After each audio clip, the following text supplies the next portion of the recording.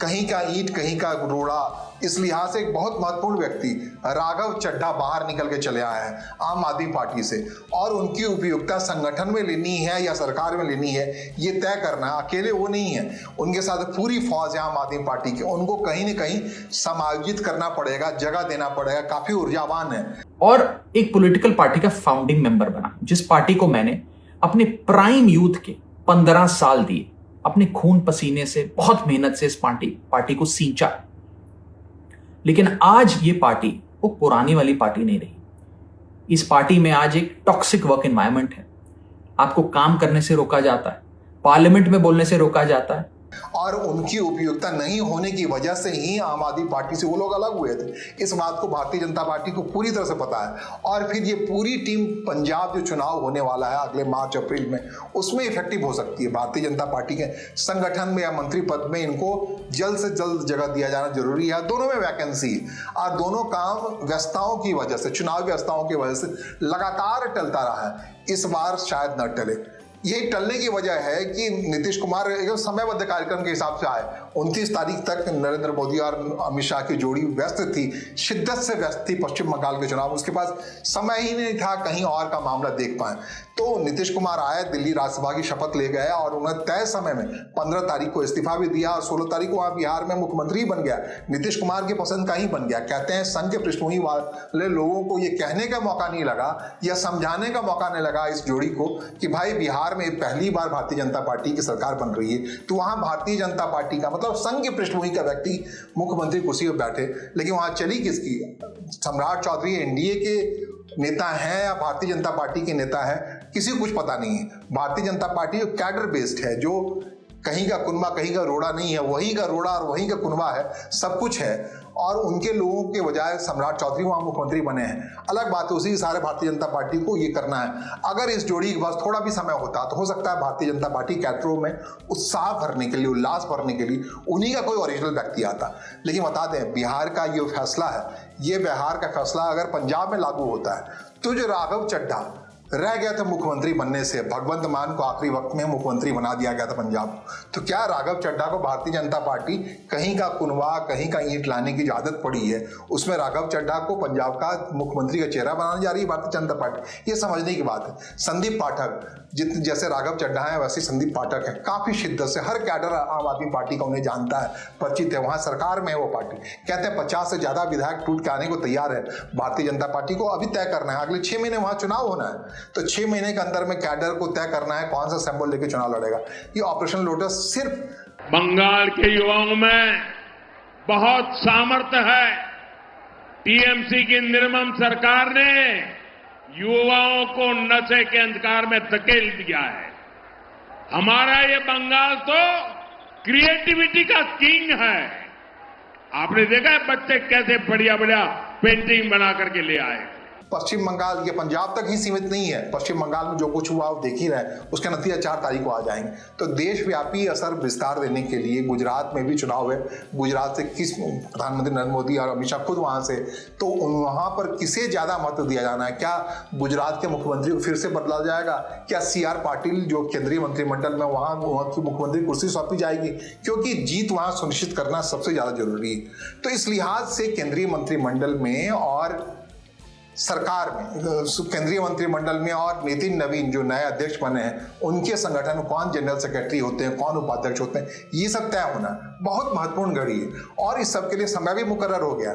4 तारीख को जैसे ही चुनाव नतीजे आ रहे हैं 5 राज्यों के, उसका विश्लेषण करने के साथ साथ 10 मई के अंदर अंदर ये मंत्रिमंडल विस्तार और संगठन विस्तार दोनों संभव हो जाएगा। प्रधानमंत्री नरेंद्र मोदी पर लगातार फैसलों को टालने का आरोप लगता रहा है, खुलेआम नहीं लगता रहा है, लेकिन ये बात है। और उसकी वजह से ये ढीलम ढाल रवैया जो सत्ता का रवैया है, उसमें व्यस्त हो जाने का रवैया है, इससे कैडर भी बहुत हद तक मायूस रहते हैं।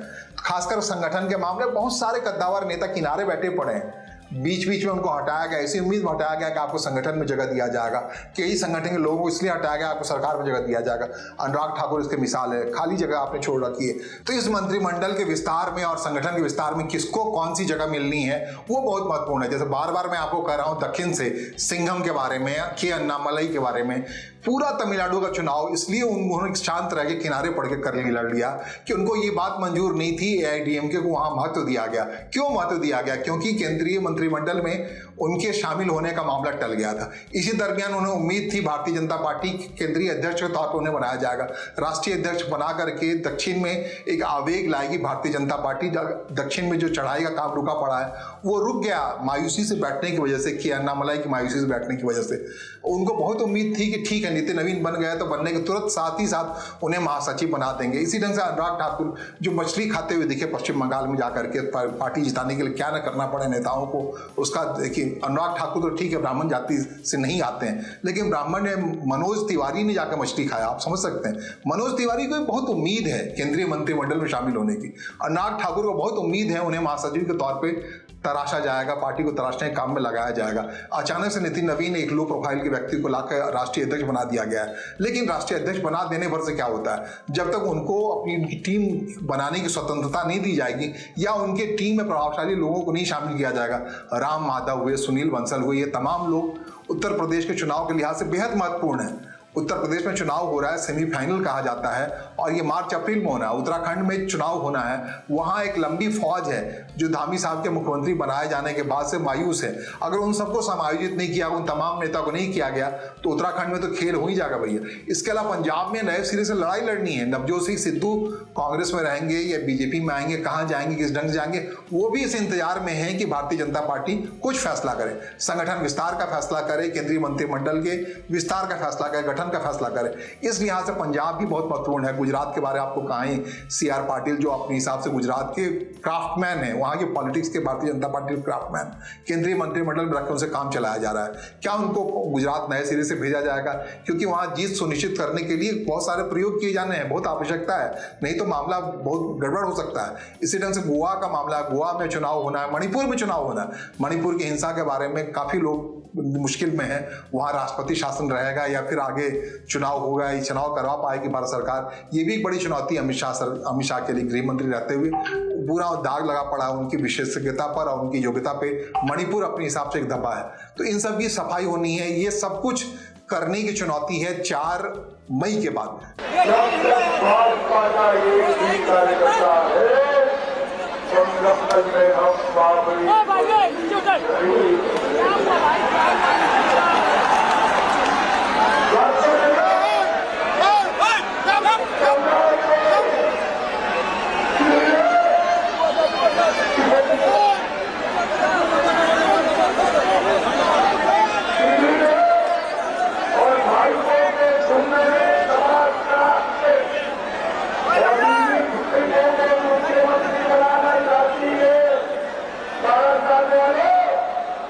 मई को 5 राज्य में क्या नतीजे आते हैं? असम का नतीजा देखना बहुत ही महत्वपूर्ण होने वाला है।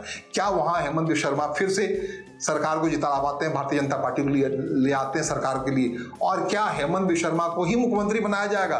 क्योंकि जिस ढंग से पिछली बार के चुनाव को आप याद करेंगे, पिछला चुनाव भारतीय जनता पार्टी ने 2021 का असम का चुनाव मुख्यमंत्री सोनोवाल को सामने करके जीता था और मुख्यमंत्री बनाने की बारी आई तो हेमंत बिस्वा शर्मा को बना दिया गया।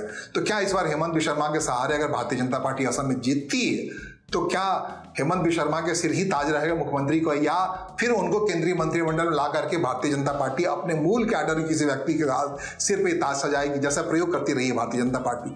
इसके अलावा बहुत सारे प्रयोग किए जाने हैं, खासकर पश्चिम बंगाल में क्या होता है इस पर बहुत कुछ निर्भर करता है। टूट फूट का क्रम जो आम आदमी पार्टी के सिलसिले से चल पड़ा है वो आगे कहाँ विस्तारित होना है, ये भी बहुत महत्वपूर्ण है। और ये महत्व इसलिए है कि केंद्रीय मंत्रिमंडल में कई लोग आसानी से टूट के आने के लिए तैयार हैं, अलग अलग कुर्वों से टूट के आने के लिए तैयार हैं। क्या समाजवादी पार्टी में कोई बड़ा बिखराव होने वाला है, टूट फूट ऑपरेशन लोटस होने वाला है, ये सब बातें देखने, कांग्रेस के अंदर क्या होने वाला है, ये सब कुछ देखने, क्योंकि असली लड़ाई तो अब होनी है। 4 मई को चुनाव, 5 राज्यों के चुनाव नतीजे के साथ ही भारतीय राजनीति की जो चुनावी राजनीति की जो लड़ाई होती है, जो संघर्ष होता है, जो 2029 को तय करेगा, वो 2027 का साल होगा, 27 का शुरुआती साल होगा। अगले साल 7 राज्यों के चुनाव होने हैं। जिन महत्वपूर्ण राज्यों के बात मैं कह रहा हूँ, जिनको फरवरी मार्च में, उनसे 5 राज्य हैं। 5 राज्य में पंजाब है, उत्तर प्रदेश है, उत्तराखंड है। इन राज्यों में चुनाव को देखते हुए मणिपुर है, वो गुजरात है, गोवा है, ये सारे राज्यों में चुनाव होने अगले साल, और यही तय करेंगे 2029 में किसी सरकार बनेगी। तो अब तक जो देखा है आपने, ये सब टेलर था भाई साहब। पंजाब में जो हुआ वो टेलर था। असली लड़ाई तो उत्तर प्रदेश में होने वाली है भी वहाँ 403 सदस्यीय मेंबर ये विधानसभा है, बड़ी लंबी फौज है।